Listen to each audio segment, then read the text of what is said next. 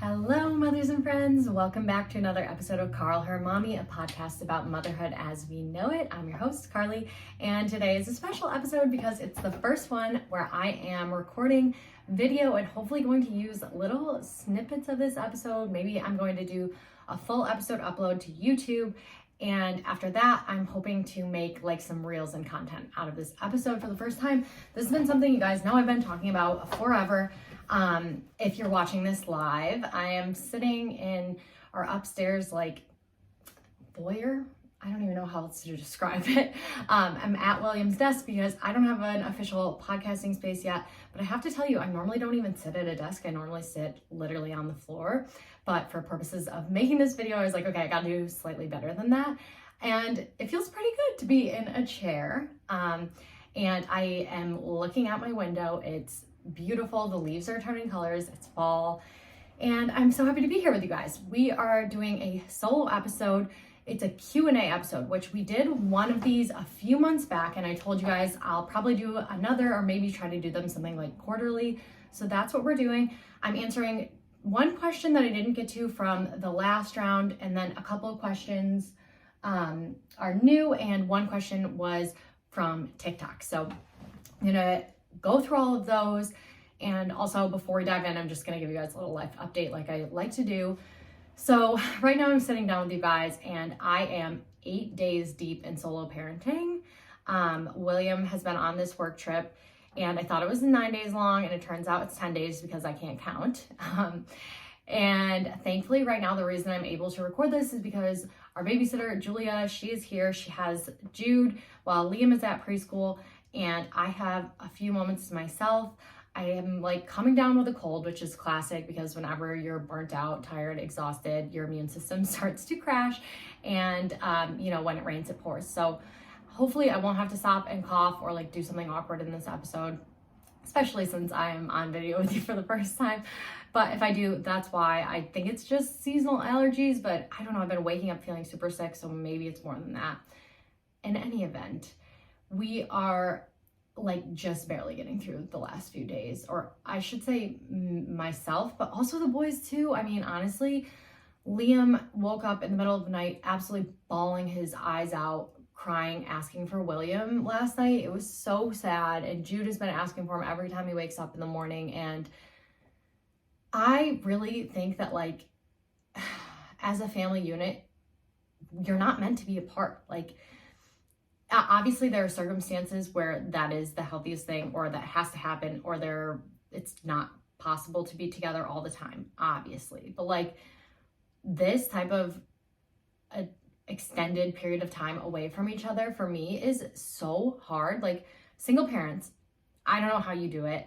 Military wives, people with spouses who have to travel for work frequently and for extended periods of time.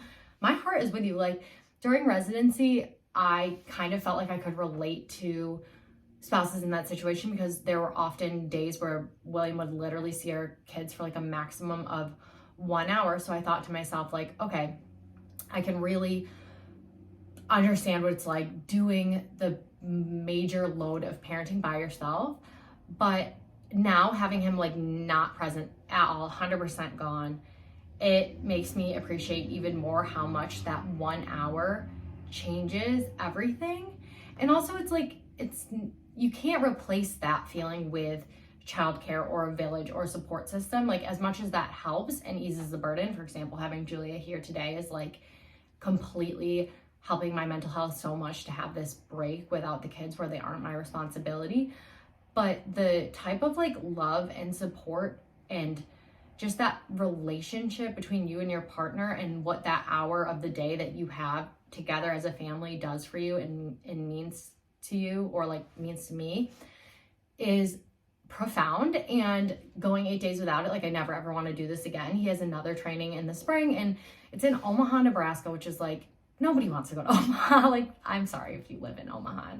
I'm sure it's a lovely place, but like if you're not from Omaha, why would I want to go there? Like William was like, well, in the spring, why don't we get an Airbnb and you'll come so we don't have to be apart. And this was before we even had started this trip with him gone. And I said to him, I was like, William, I'm not going with you with 2 toddlers to Omaha. Like, what am I going to do all day long with them while you're at your conference? And fast forward now 8 days deep, I'm like, oh, we are going to Omaha in the spring because I just don't want us to all be apart for this long. The kids miss him literally so much. I miss him so much. And even if it means like sort of weird days and finding things to do in Omaha, I'd rather have that and then like us all be together for dinner and bedtime than us being apart for this long. So that's a little update about what's going on here. Anyways, let's jump into the questions because there are some good ones, and the first one is pretty deep, but I think it's like kind of a good one to start with because this is something that I think a lot of moms struggle with. So the first question is, what do you do when you're feeling lonely?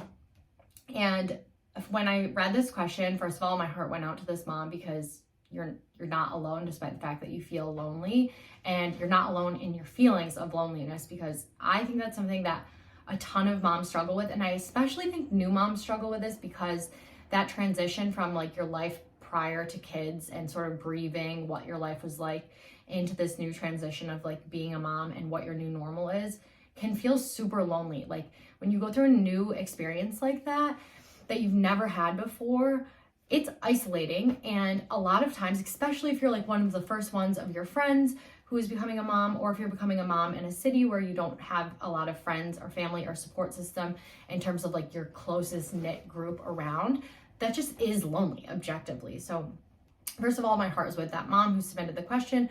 Second of all, I have been there. Like when I read this, it really brought me back to when I first had Liam, which was when William had just first started residency. We didn't have any friends or family in Buffalo at all. And if you've listened to the early postpartum episodes, I talk about this feeling of just like being so alone. And that's kind of how this whole journey to this podcast has been created. Was I needed a community. I was alone. I felt lonely. I felt so low that like, I think a big part of my postpartum depression even could have been attributed to the fact that I just had no one physically in my sphere to lean on. And I know I talked about this in another episode too, but literally making my first mom friend, her name was Al. I met her at Baby and Me Yoga. Shout out if you're listening to this, Al. Changed my whole life as a mom, like just even making one friend. So my tip would be, if you're feeling lonely, it's not necessarily the case maybe that you don't have any friends in town, but these are the things that I did that helped me to sort of snap out of a loneliness or a rut. My first piece of advice would be to get outside of your house. I know that can be really hard. Sometimes I think loneliness is intertwined with some depression. And when you're having those feelings of being low, it can be really hard to get yourself up and out of the house. But when I'm lonely, one of the first things that I try to do is get myself out of my house, even if that means just like going to a coffee shop. But beyond just getting yourself out of your house, I would say try to go someplace where other people are going to be. So like, I wouldn't necessarily just go to Target or something, because, you know, everyone who's going to Target is just walking around trying to get their groceries, get in and out, or sort of like zoned out. I would go someplace where you have a chance for a genuine interaction with another person. And I'm talking like that can be literally as basic as your neighbors on the street, taking a walk in your neighborhood at a time where you know other people or other moms are going to be out. Maybe go to a park or go to a coffee shop like I mentioned at the outset, or maybe like if you can walk around your town or go into more of like a small local shop. The people who work there even will want to chat with you, right? And see what you're doing in there. And I think that's like a great place to start, is to realize that even if it's not like these deep, heartfelt connections, you can make really sweet connections with people with no prior relationship. Like it's as simple as walking up to somebody in the coffee shop and seeing that they just ordered a pumpkin spice latte too, and being like, oh, I love the pumpkin spice latte here. It's so good. And then they're probably going to be like, yes, it's my favorite. I wait every year for it. And then you just naturally get into conversation with people. And even if it only lasts a couple of minutes, looking somebody else in the eye, acknowledging their dignity, saying hi to them, if you have the opportunity or you feel comfortable, asking them how they're doing, and then maybe they reciprocate and ask you the same thing, can really, really help those feelings of loneliness. Because it's like, when you're lonely, you're craving human connection, right? In a way that like you just can't get over the phone or with social media or your cell phone necessarily, or even picking up the phone. Sometimes at the root of that loneliness is that in-person connection. So that would be my biggest tip for combating those feelings of loneliness, is like getting out and making an effort to talk to other people. It sounds so basic, but it can be really hard, especially if you're shy or if you're not in the habit of doing things like that. I had to like basically grow a muscle to doing that, and now it's second nature for me to walk up to people and try to make conversation. I love doing that at the park. I would highly recommend bringing your baby to a park and trying it out there, but just take baby steps, and even if it's just smiling at someone. So maybe that's the challenge to you if you're feeling really lonely, is like going outside, taking a walk, going someplace where other people are, and like literally just the simple act of smiling at them and then letting them smile back at you. Even that can make your day go from like dark and low to like a little bit more joy. There's something about just merely looking in someone else's face and smiling and letting them know that like, hey, I'm acknowledging that you exist. I'm not turning the other way. I'm not ignoring you. I'm not putting my face in my phone. Like, I'm going to smile at you. That can make you feel a lot less lonely. So those are some things I would do. And then the other thing that I would do, if for whatever reason none of that seems accessible, or that's not like you can't envision yourself starting there, is pick up the phone and call your best friend, or FaceTime them, even better. FaceTime your mom or your sister if you have a relationship with them. People who, anyone, it doesn't have to be another woman. Just pick up the phone and call somebody who you connect with and who makes you feel good and who lifts you up and brings good energy into your life. I would definitely do that. And then the last thing I would do, if you like, for whatever reason that's not working, is I would look for some connection on social media. I mean, that is the beauty of social media, I think, is the good side is where the connections are made, and the fact that like we can see other moms. Like I bet if you like search engined TikTok lonely moms or something like that, you would immediately find probably like 75 videos, probably more than that. There's probably thousands of videos of moms talking about the experience of feeling isolated and lonely in motherhood. And even that alone might make you feel less alone, right? Or maybe you can comment on a video of another mom that really resonates with you, and somebody might reply to your comment, or you can reply to somebody else's comment. That's like an instant way to make sure that it's a connection. Is say you watch one of those videos, you see a mom who comments like, I'm feeling super alone today, thank you for sharing this. And then you could reply to them and say, hey, I'm feeling lonely too. Like, we really aren't in this alone. And I bet that mom is going to really like receive that. Like if you had a stranger reach out on your comment and say like, hey, I'm feeling this way too, that would feel good. And immediately then she's probably going to reply to you, and you guys can go back and forth there. So I think that those are all ways you can combat loneliness.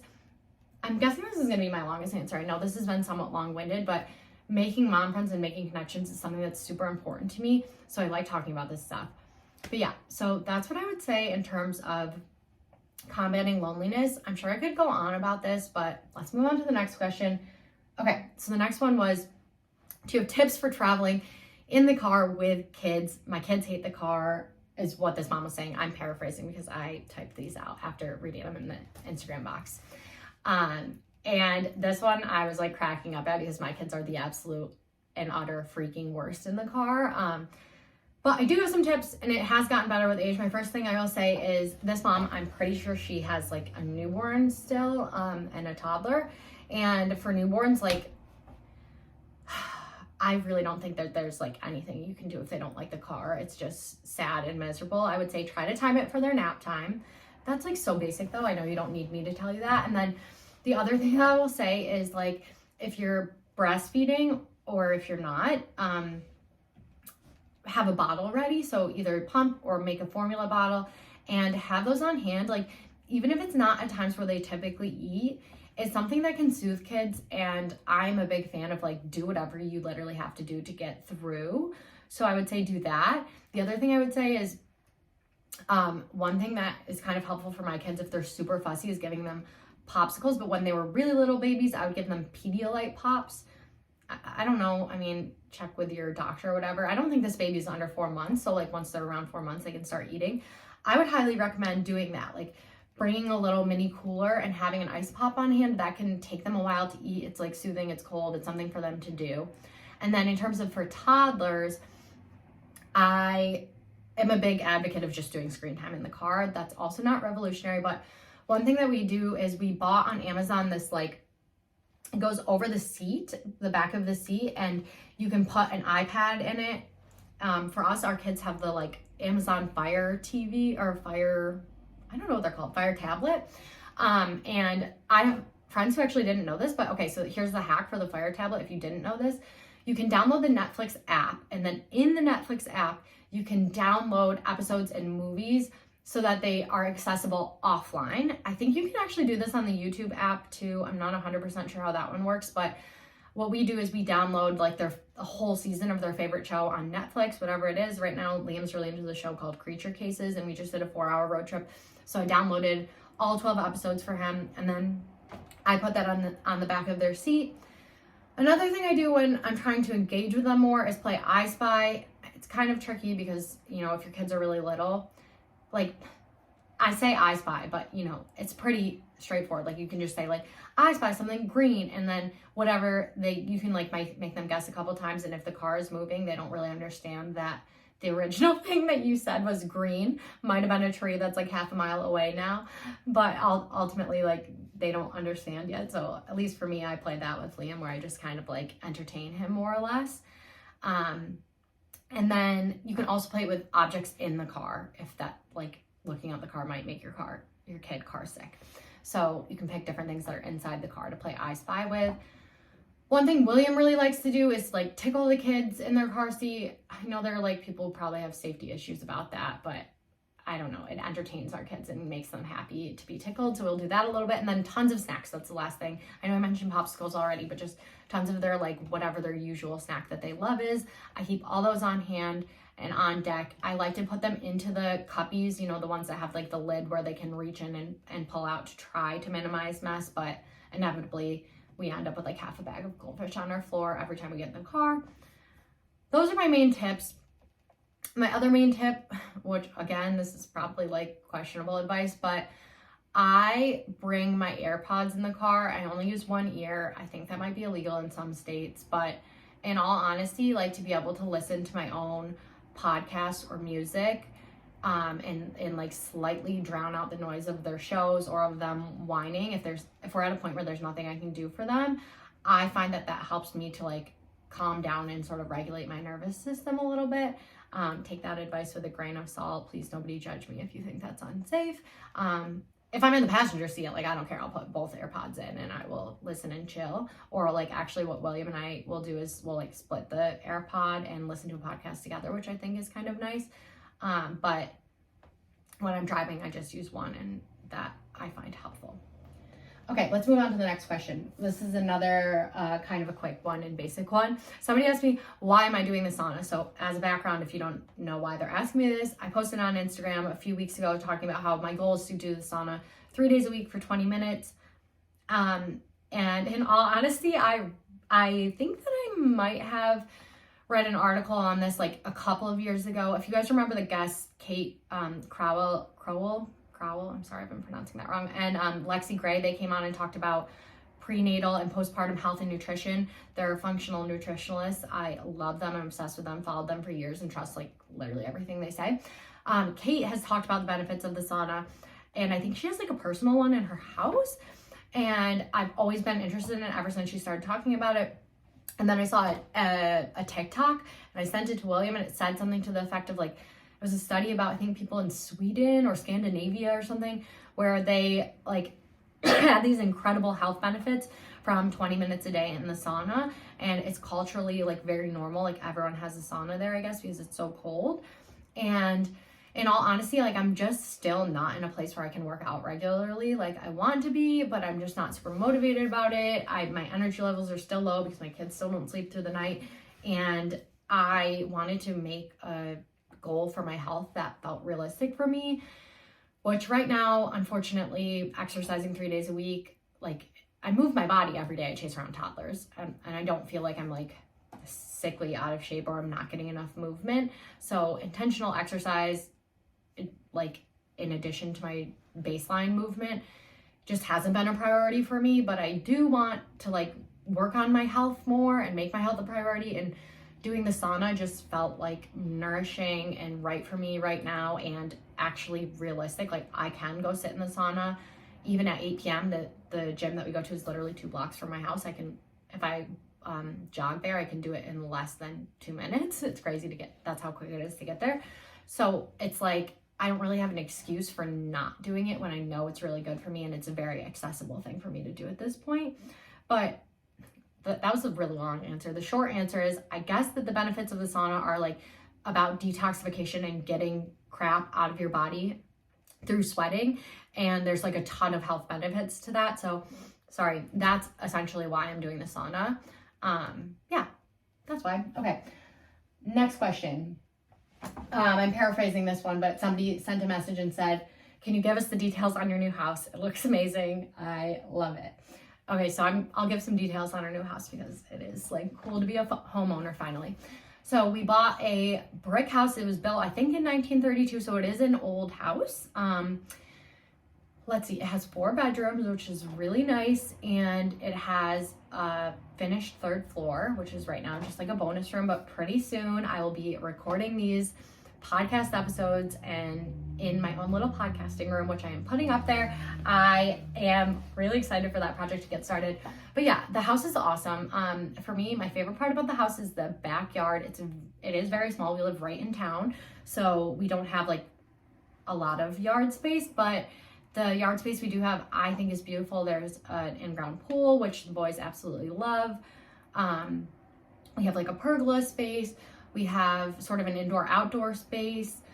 And we got like this table from IKEA that I absolutely love for outdoor eating dinner on a different sort of patio space. So there's sort of almost like 3 different outdoor spaces in our backyard, all of which I love spending time in. And we also have a upstairs patio off of our bedroom, and we have like a futon essentially out there, and I love going out there at night. We have like string lights, and it's so cozy in the fresh air, and watching the sunset on the back porch is like one of my favorite things about the new house. What I will say about buying a house from 1932 is this place is a fixer-upper. Yeah, every room needs a lot of work. And it's expensive to do that stuff. So far, I've done a lot of painting. This person also mentioned about like how they really like that I've been showing my like home reno stuff on Instagram. So if you're interested in seeing more of like the stuff that I've been up to, I have a little highlight called Home Reno. And I've been showing some before and afters of the different rooms that I've been painting and things that I've been working on. My biggest like gripe with the house right now is that I feel like we aren't unpacked, because every room needed to be painted basically, and until things are painted, like it doesn't make sense to hang anything, and it doesn't really make sense for me to like buy furniture for a room that isn't the color that it's going to be, if that makes sense.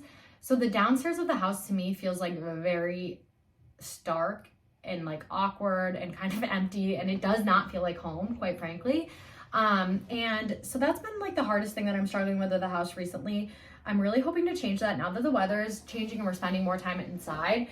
It irritates me enough that I'm more motivated to do something about the fact that it looks crazy. We are finally getting our fireplace room right now is like this coralish pink color. It looks like wallpaper, but it was actually hand painted. And that room has the fireplace in it and really intricate, I guess like crown molding and details. If you're watching this on YouTube, you'll be able to see that like there are like pillars in the house and stuff, because it's an old house. It's pretty like stately, traditional style brick home. So it's just, I cannot paint that room by myself. So we had to hire professionals, and we literally couldn't afford it until this month. We actually can't afford it this month. We told them we can't pay them until November. But that room is like the main room we were supposed to hang out in, and it's this corally bright pink color. It's like crazy. So I'm super excited for that room to be white, and I think that that's going to make a huge difference once that room is settled. We did finally buy a new couch for it, which is awesome. It's like this really beautiful navy blue velvet couch from West Elm. We got it secondhand, and it's in like perfect condition.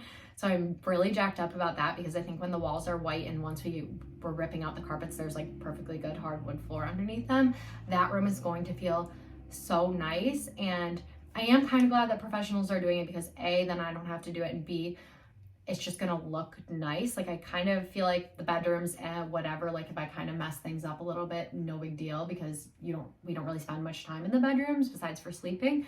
But downstairs, I do feel like it's important for it to look nice. So that's like the next big project with the house. And the other thing that I'm hoping, in order of importance, I'm hoping to get that room finished. Then after that, I want to do my podcasting room up on the 3rd floor. And then after that, I want to do the dining room, which I'm going to do myself.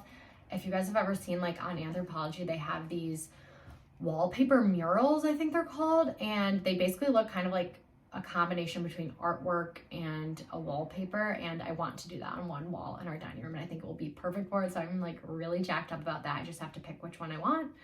And then the other thing that's currently, or should be currently getting done, although our contractor just like doesn't show up, is we're redoing the bathroom floors in Liam's bathroom and our downstairs bathroom, and they're doing some like electrical work. So yeah, that's a very long update about the house. There's just been a lot going on with it. It's amazing and I love it, but buying an old house, like it's so crazy. It's just a lot of work and it doesn't look aesthetic yet. And it's just kind of funny because now that we're getting older, I'm like finally ready to have a home that like looks cozy and nice and inviting and welcoming, and I'm excited for that day to come. But it is a journey to get there, that is for dang sure. Okay, last question, and then I'm gonna wrap things up because this episode's already a little bit longer than I thought it was gonna be. I'm sorry, I have to cough. Okay, this one, I'm combining 2 questions that were both about marriage. 2 people submitted saying essentially that, marriage after kids is rough and things feel like they revolve only around the kids.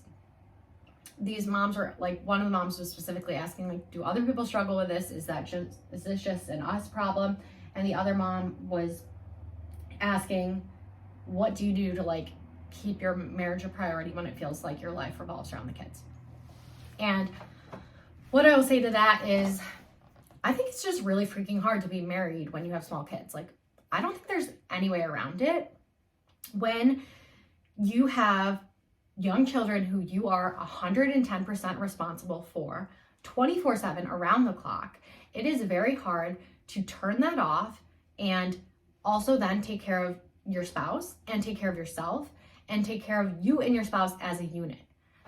Marriage and relationships during this phase of life, it's freaking hard. And there's, as far as I'm concerned, there's no avoiding that. And I'm sure that there's different degrees of hard for every couple, but don't feel alone if you are experiencing that, because you aren't. Like, there's no one who it's easy for. I mean, okay, if you're the one person or whatever it is, the handful of people in the world who think that this season of parenting is easy and effortless and like your marriage isn't impacted at all, you should host a podcast, because we could all learn from you. Like, I am envious of that if that is the case for other people. But I think that the reality is you sometimes have to accept life the way it is. And I'm not saying like accept subpar or not make an effort or things like that. But my personal take on it is acknowledge your present reality, which is you are a parent 24/7. You do have other people who are dependent on you 100% of the time. That isn't going to change. And there will be a time when it does, right? Like eventually your kids are going to be in school. They're going to be more independent. And the reality is, like, in that season of life, you're going to have a lot more time to devote to your marriage. Right now, you just have to do the small things that allow you to get through and not basically do like long lasting damage on your marriage. That's my opinion on it.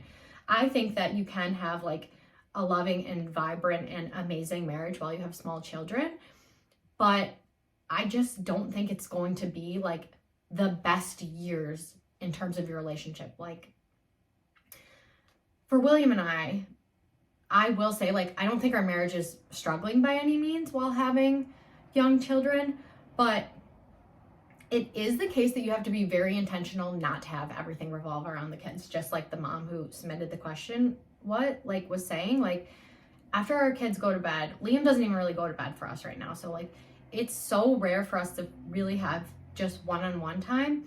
And to make sure we're not talking about the kids is something you have to be really intentional about. Like, your kids can go to bed and then you can fall into the trap of talking about like, who's going to do drop off in the morning? I have to make sure that Liam gets to his doctor's appointment. Do you want to come to soccer practice tomorrow, or am I going to take them to soccer practice? Like, even after your kids are asleep, you can keep talking about them and keep having your conversations revolve around them.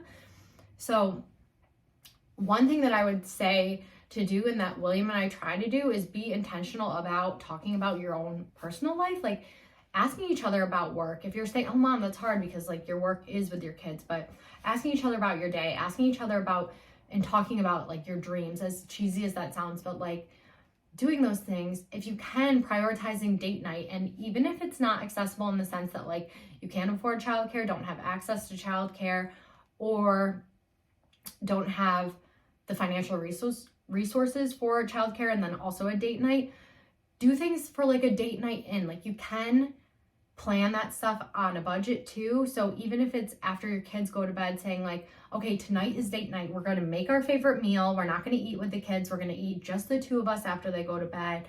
We're going to play our favorite board game. We're going to watch a movie together. We're going to start reading a book series together. That's something William and I really like to do. That's a little bit unusual, is like we read books out loud together. And that for us is more intimate than just like vegging out to a show, because we can pause and talk about like our literary analysis of it, or what we think a certain like thing meant, or if you're confused and you can't remember a character, if you're like, you can chat through all of that. And William and I really like doing that. And I feel like when you're watching a show, you're less likely to like pause and really go deep talking about what's going on between the characters. But when you're reading a book, it's like very natural to pause if you're reading out loud to one another to talk about those things.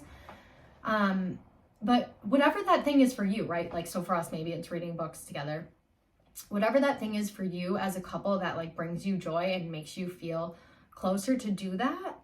And then also, I would say like, keep on top of intimacy with one another, in the sense of like, don't just see them as a co-parent, see them as your spouse, your lover, the person that you chose to have children with and you wanted to do this with. Like, remember all the reasons why you are in love with them and focus on that. Like, I know that this is also a basic thing to do, but like, just complimenting each other. One thing that William and I will do a lot before bed is we'll just pause and take a minute to like tell each other things that we like about each other.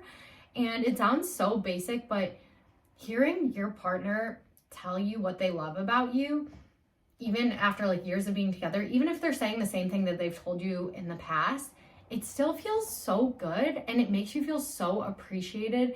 And I think that that's a huge part of like resentment and dryness that can come in marriage during this period of time, is like, you're not feeling loved and held and seen and taken care of because you're always taking care of other people. And that's the same thing with your spouse. I mean, they're taking care of your kids too. You're taking care of your kids. It feels like you're always giving. And to like receive from one another can really help your marriage to feel still fulfilling and joyful. And like, that's what we want in our partner, right? We want to feel seen. We want to feel loved. We want to feel held. And even something as basic as like, before you go to sleep at night, not just saying I love you, but saying I love you because of this, can go really far to get you through these seasons where it's just tough, where life is just hard. Having small kids is going to be hard, and it's not going to be as easy to be spontaneous, which we all know is like a huge thing in keeping a relationship thriving and joyous and fun. And those feelings of being in love is like new adventures together, creating different memories, doing things differently, doing things spontaneously. I studied intimate relationships in college in my psychology degree, and those were all of these things that like lead to longevity in terms of a marriage that's fruitful and lasts.